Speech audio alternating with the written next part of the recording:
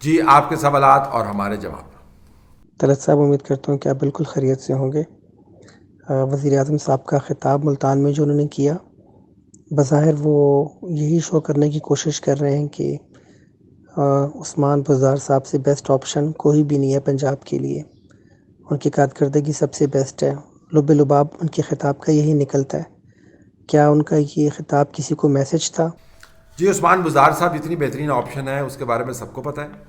عثمان بزدار صاحب کو جو لوگوں نے جس طرح برداشت کیا ہے پچھلے پونے تین سال کے اندر وہ خود آپ کانوں کو ہاتھ لگاتے ہیں۔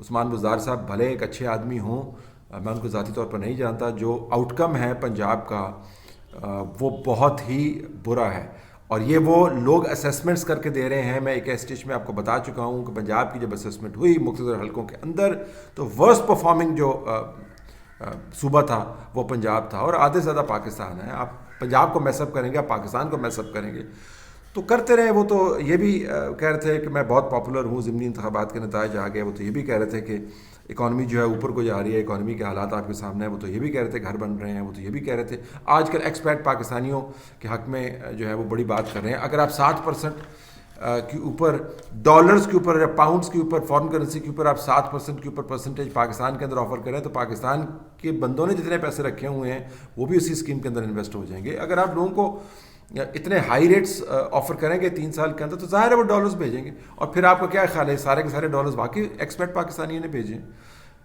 یہ اگر آپ اس سٹوری کو فالو کریں تو آپ کو پتہ چلے گا کس طرح یہاں سے پیسے باہر جاتے ہیں اور باہر سے ڈالرز اور پاؤنڈز اور یوروز میں کنورٹ ہو کے ان اسکیموں کے اندر انویسٹ ہوتے ہیں۔ تو یہ جو لوگ اس بارے میں اویئر ہیں ان کو پتہ ہے، تو جس طرف سے آپ کو فائدہ نظر آتا ہے اس طرف اس کی آپ تعریف شروع کر دیتے ہیں۔ لیکن عثمان بزدار صاحب جو ہیں ان کی کارکردگی جتنی بھی ہے وہ ڈاکومنٹڈ ہے اور بیانات سے وہ تبدیل نہیں ہوگی۔ طلعت صاحب، عباس بات کر رہا ہوں سعودی عرب سے۔ یہ پچھلے دنوں کچھ اینکرز نے آرمی چیف سے ملاقات کی ہے، جو ابھی تک میڈیا میں تھوڑا بہت باتیں باہر آئی ہیں کہ نواز شریف اپنے وزن سے خود گرا، ابصار عالم کو ہم نے گولیاں نہیں ماری۔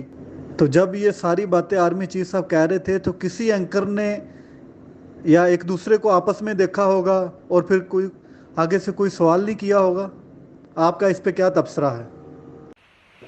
طلعت صاحب، آج کل یہ بات بہت گرم ہے کہ آرمی چیف نے 30 جرنلسٹ کو بلایا ہے اور انہوں نے ان کچھ معاملات پہ بریفنگ دی ہے، جس میں خاص بات جو ہے وہ کشمیر پالیسی ہے۔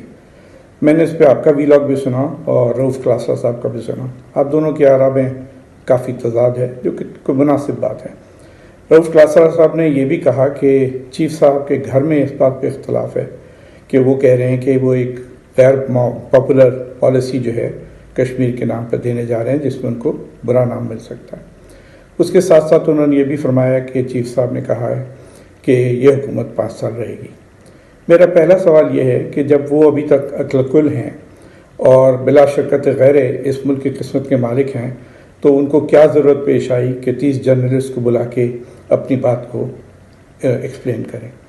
دوسری بات یہ ہے کہ ابھی تک جو پالیسیز وہ ہمیں دیتے رہے ہیں وہ بھی ملک کے مفاد کے نام پر دی ہیں، اور آج جو پالیسی دے رہے ہیں وہ بھی ملک کے مفاد کے نام پہ دے رہے ہیں۔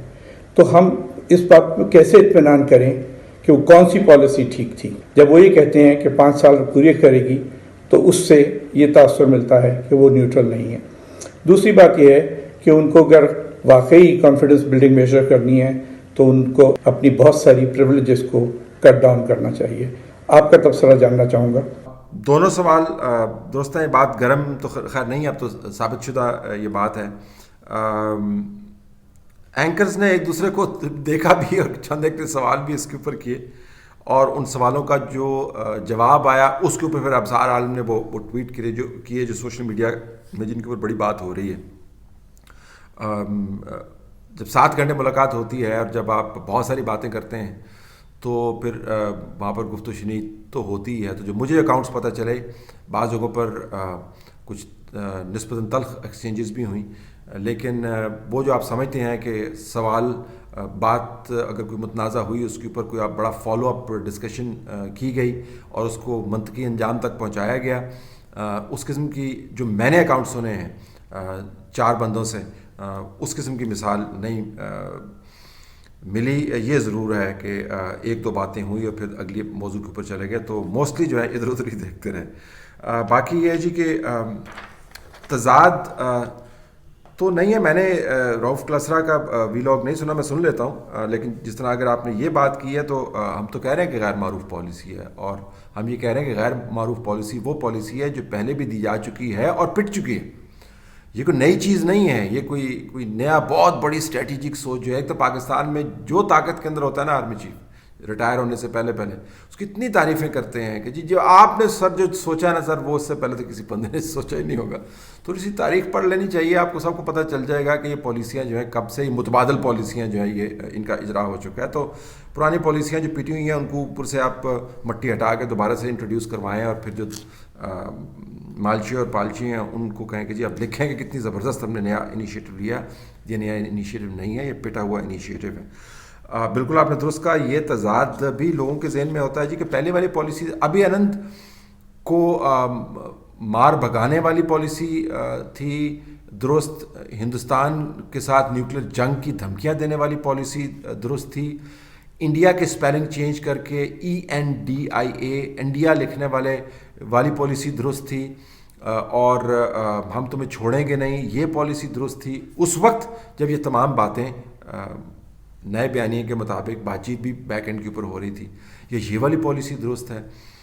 میرے خیال میں پالیسی جو ہے اس کے اندر کنسسٹنسی ہونی چاہیے اور تاریخ کے ساتھ اس کو جڑا ہوا ہونا چاہیے. اگر یہ دونوں چیزیں نہیں ہیں تو وہ پالیسی نہیں ہے, وقتی کلا بازی ہیں. اچھا طلعت بھائی, مجھے ایک چھوٹا سا سوال پوچھنا ہے آپ سے کہ یہ جو فوج انہوں نے اب لگائی ہے کرونا کی روک تھام کے لیے, تو اس کو جو فوج کو ہے یہ کتنی رقم دیں گے, اور اس رقم سے کتنی کی ویکسین مزید آ سکتی تھی؟ اس کے اوپر آپ کا تجزیہ بھی چاہیے اور آپ کی معلومات بھی چاہیے. شکریہ. اللہ آپ کا حامی و ناصر ہو. السلام علیکم طلعت بھائی, کیا حال ہے؟ ٹھیک ٹھاک. تمام شعبوں میں فوج ہے, اور اس کے علاوہ جو ہے ابرتی صحتی کثر جو ہے نا کرونا کے معاملے میں بھی یہ فرنٹ پہ آ گئی ہے. تو اس بارے میں آپ کی رائے اہمیت رکھتی ہے, بتائیں گے اپنے مضمون میں یا جس طرح بتانا چاہیں. جی میرے خیال میں اس کے اوپر جواب آ چکا ہے کہ ایک تو یہ فوج نے اس ڈپلائمنٹ کے لیے جو ہے نا کوئی پیسے نہیں چارج کیے. جس طرح میں پہلے بھی آپ کو بتا چکا ہوں, law enforcement agencies and law enforcement forces جب بھی موو کرتی ہیں وہ اپنا ایک بجٹ بناتی ہیں, لیکن جو بیان دیا گیا تھا اس مرتبہ اس میں کہا گیا کہ ہم نے اس کو کوئی چارج نہیں کیا. یہ آپ نے بات ٹھیک کی, میں تو اس کے بالکل حق میں نہیں ہوں کہ فوج کو کرونا کے حوالے سے ڈپلوائے کیا جائے. یہ تمام کام جو ہے پولیس کا کرنے کا ہے, ضلعی انتظامیہ کے کرنے کا ہے. پولیس اور ضلعی انتظامیہ اس سے پہلے دکانیں بند کروا چکی ہے, کاروبار بند کروا چکی ہے. جو پہلے لاک ڈاؤنز جو ہیں وہ فوج کے ذریعے انفورس نہیں کیے گئے تھے. رینجر جو تھے وہ 3rd ٹیئر کے اندر پیچھے موجود تھے, اور اس سے آگے پولیس موجود تھی اور انتظامیہ موجود تھی, اور افیکٹولی آپ نے لاک ڈاؤنز کیے ہیں. تو اب فوج کو ڈپلوائے کر کے آپ کرونا سے نہیں لڑ سکتے. فوج ڈپلوائے ہوئی ہیں, برطانیہ کے اندر انہوں نے فوج کو بلایا ہے, لیکن وہ ویکسین کی ترسیل کے لیے انہوں نے بنایا, لاجسٹکس کے لیے بلایا. کرونا کی وبا کی روک تھام کے لیے فوج کو آپ ڈپلوائے نہیں کرتے ہیں. اور ویسے بھی اب یہ وبا جو ہے وہ گھروں کے اندر گھس گئی ہے, تو جب آپ باہر فوج ڈپلوائے کر دیتے تو اس سے فرق کیا پڑے گا؟ یہ تو وائرس جو ہے گھروں کے اندر گھس گیا ہے. وہ پہلے لاک ڈاؤنس تھے جس میں آپ نے پریونٹ کرنا تھا وائرس کو سوشلی موبائل ہونے میں, اگر میں یہ اصطلاح استعمال کر سکوں. تو اب تو سوشلی موبائل کیا ہو گیا, اب تو گھر کے اندر گھس گیا, تو اب آپ کیا اس کو روکیں گے؟ پھر یہ بھی آپ نے درست بات کی ہے کہ ایمانداری کی بات نہیں ہے, بات یہ ہے کہ کیا یہ مؤثر کام ہوگا یا نہیں ہوگا. میرے خیال میں مؤثر نہیں ہے یہ لایا عمل. السلام علیکم طلعت صاحب, میں محمد افضل خان بات کر رہا ہوں میاں والی سے. کائنڈلی آپ اس پہ روشنی ڈالیں گے کہ یہ ہر ادارے میں جو سول اور عسکری بیوروکریٹ اور جج لگائے جاتے ہیں, کیا یہی قابل لوگ ہیں, یا اس کے علاوہ اس پاکستان میں کوئی ایسے بندے نہیں ہیں جو مطلب سروائیو کر سکے؟ میرے خیال میں اگر یہ اتنے قابل ہوتے تو سروس میں ہوتے ہوئے اپنے ادارے کو ٹھیک نہیں کر سکے تو ریٹائرمنٹ کے بعد کون سا تیر مار لائیں گے؟ جی پچھلے سوال کے ساتھ کنیکٹڈ ہے, لیکن ذرا وسیع ہے کہ کیوں لگائے جاتے ہیں. مثلا اب سعودی عرب کے اندر جنرل ریٹائرڈ بلال اکبر صاحب کو لگا دیا, ان کی کیا کوالیفیکیشن ہے؟ مطلب وہ कौन सी डिप्लोमेसी उन्होंने पढ़ी है या सीखी है, वो क्या करेंगे। और जजेस को भी आप लगा देते हैं, और तो क्यों हम ग्रेसफुली रिटायर नहीं होना चाहते। मैं कभी ये नहीं समझ पाया कि सारी ज़िंदगी रियासत और लोगों के जो वसाइल हैं जिनसे आप टैक्स लेते हैं, बज़ोर बाजू लेते हैं, धौंस से भी लेते हैं और अपफ्रंट भी लेते हैं, उनसे आप मराहत लेते हैं, उनसे आप तनख्वाहें लेते हैं, आपकी बिजली के बिल, आपका पेट्रोल, आपकी गाड़ियाँ, आपकी पेंशनें, आपके घर, बच्चों की तालीम, everything is subsidised, everything is subsidised. ये करने के बाद फिर एकदम आपको ख्याल आता है कि असल मैं अपने प्रोफेशन में तो मैंने बड़ा ज़बरदस्त काम किया, जो किया वो भी हमें सब पता है, लेकिन अब मुझे अगले प्रोफेशन के अंदर भी मुझे मेरी क्वालिफ़िकेशन है। तो सिर्फ इस वजह से कि मैं कोरोना के ऊपर बात कर रहा हूँ, मैं कोई हॉस्पिटल तो नहीं चला सकता ना। मेरी अमूमी मालूमात हो सकती हैं, दूसरे लोगों की अमूमी मालूमात मेरे से बेहतर हो सकती हैं। तो अगर मैं कोरोना के ऊपर बात कर रहा हूँ तो क्या मैं फिर कोरोना के मरीज़ों का इलाज शुरू कर दूँगा। तो क्वालिफ़िकेशन जो है वो मेरिट बेस्ड नहीं होती, लेकिन एक मुल्क में वज़ीर है, हर हुकूमत ये करती है, ये सिर्फ ये वाहद हुकूमत नहीं है, नवाज शरीफ भी ये करते हैं, पीपल्स पार्टी भी ये करती रही है। बिल्कुल ठीक कहते हैं, जो अपनी कारकर्दगी है वो सबके सामने है। फिर दूसरे शोबों के अंदर जाकर रिटायरमेंट के बाद आपने कौन सा तीर मार लेना है, जिस तरह आपने कहा।